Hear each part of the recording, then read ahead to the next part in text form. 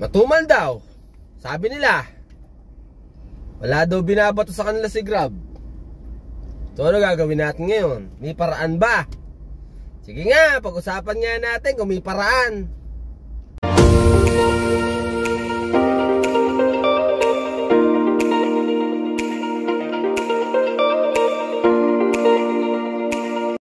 So this past few days guys, mararamdaman po natin nagbago po talaga ang bato ng system sa atin.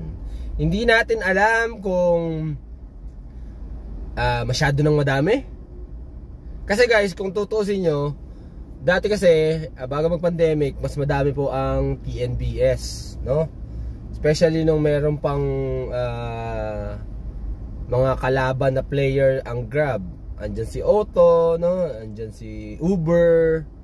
So ano ba yung pinagkaiba nila sa panahon ngayon? Dati kasi mas madami, promise. Mas madami po dati. At ngayon, padami pa lang. Kaso ano yung difference? Wait lang.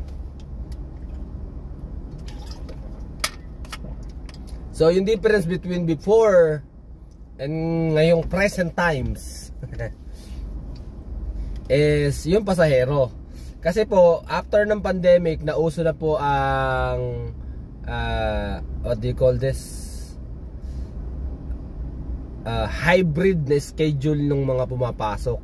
So alam niyo po yan, alam ko aware kayo na may mga nasasakay kayo nang sinasabi nila isang araw na napasok na sa isang linggo, 2 araw, 3 araw, no? Yung iba nga, may nasakay nga ako, taga Baguio, once a month lang ang pasok niya, di ba? Ang sarap. Sana all. Sana all, di ba? So, kung matumal talaga ngayon, kasi nakakabiyahe naman ako nito nakaraan, medyo matagal ako hindi nakabiyahe, kaya wala tayong mga vlog, no?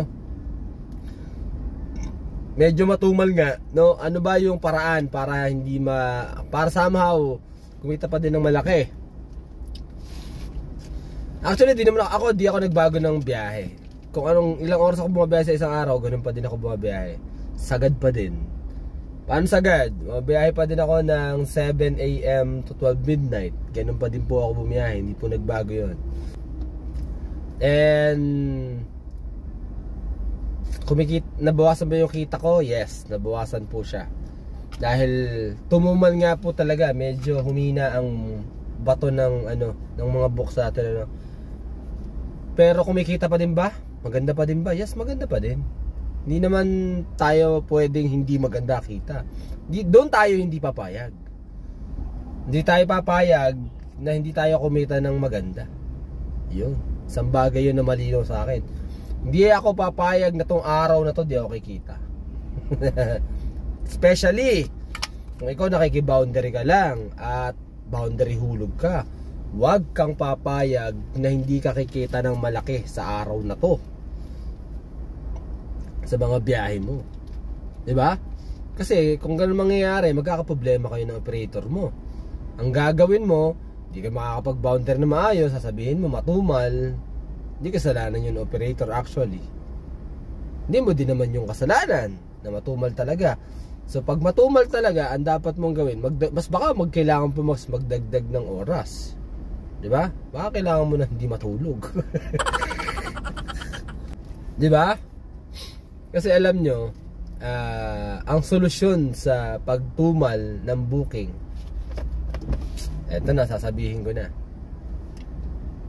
Pag matumal ang booking, ang dapat mo lang gawin para kumita ka pa din ng malaki, huwag mong hahayaan. Listen carefully. Huwag mong hahayaan na masira ang araw mo. Paano yun? Guys, makinig kayo mabuti, no?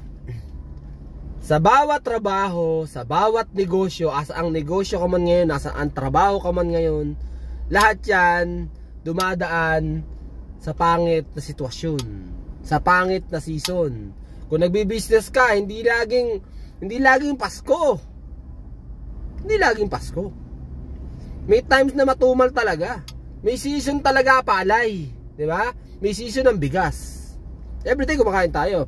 Pero may panahon ng pagtatanim. At may panahon din ng pag-ani. Bakit ko nalaman yan? Kasi nga, nagninegosyo din kami. So nalaman ko, ganitong buwan matumal pala talaga. August pala talaga, ganito ang tao talaga, walang pera. No? Sa mga empleyado nga tinan mo ang season nila, mayroong tinatawag na pecha de peligro. Buwan-buwan. Pecha de peligro. Bakit? Malapit na maubos ang sweldo. Pinagkakasya lang yung sweldo sa isang buwan, di ba? Para makasurvive. Hirap ng ganun. Lahat mayroong season, guys. May season lahat. Hindi pwedeng alang matumal. May matumal talaga na panahon. May matumal talagang araw. May matumal talagang buwan. So kailangan mo yan endure. Ang kailangan mo lang hindi dapat tanggalin sa'yo is ito, yung tamang kaisipan na kahit matumal, diretso pa din ako. Hindi pa din ako mag-iinarte. Hindi pa din ako magpo-post ng negative. Hindi pa rin ako gagawa ng ganito. Hindi ko pa din gagawin yan. Hindi ko tutuloy to. Hindi ako susuko. I will never give up for my dreams.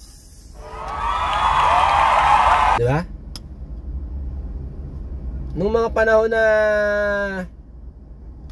na matumal sa amin sa business, sa Papa Talks, okay lang, ganun talaga. Medyo nung una naninibago ako, pero nung mga nagtagal-tagal na kami, ganun pala talaga. May panahon talaga matumal. Dito din sa atin. Ang problema kasi sa'yo, tumuma lang, pumangit lang sitwasyon, nag-post ka na, umiyak ka na.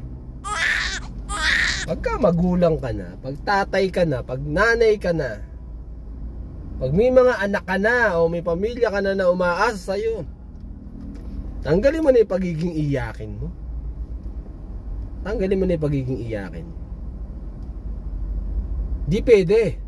Di mo pwedeng hayaan na masira ng isang siraulong driver ang buong araw mo. Gets nyo? Pag may isang siraulong driver dyan na reckless driving, hindi marunong sa kalsada, hindi marunong mag-signal light, singit ng singit, nakakabwisit, ano magiging response mo? Diba? Ang mahalaga kasi dito is yung response natin sa situation kung asaan tayo ngayon. Sa season kung nasan tayo ngayon. Ano yung response mo towards dun sa mga na-experience mo?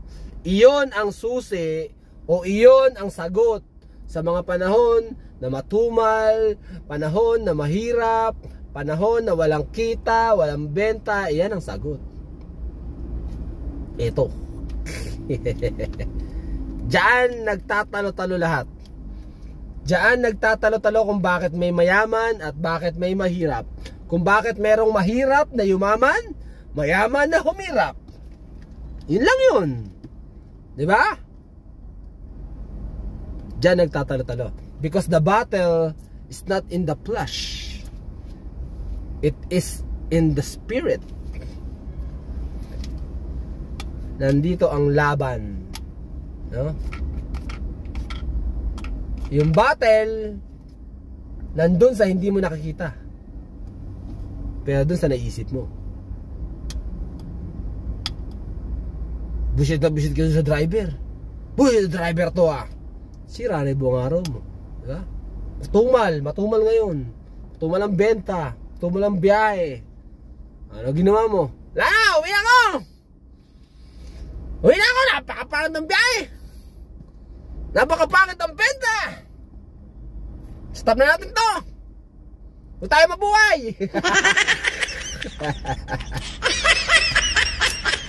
Ay nako, kawawang mga anak. Kawawang mga anak. Dapat yung attitude natin, pag gusto mong tumupad ng mga pangarap, dapat ang attitude natin hindi naapektuhan ng mga nangyayari sa buhay natin. Pwedeng umiyak, pwedeng magpahinga, pero walang susuko. Diba? So yun lang. Dahil alas 6 na ng umaga, andito ako sa NLEX. So wala talaga i-upload to at gawin to. Hindi ko alam para kanina to. Para sama, ma-share ko man lang ba kung ano iniisip ko ngayon. Bye-bye na. So, kung di ka pa nakasubscribe, alam mo na, subscribe ka naman, diba? And please, pa-share na rin tong video.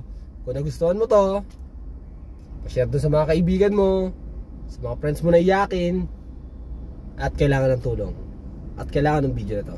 Maraming salamat. God bless everyone. Bye-bye.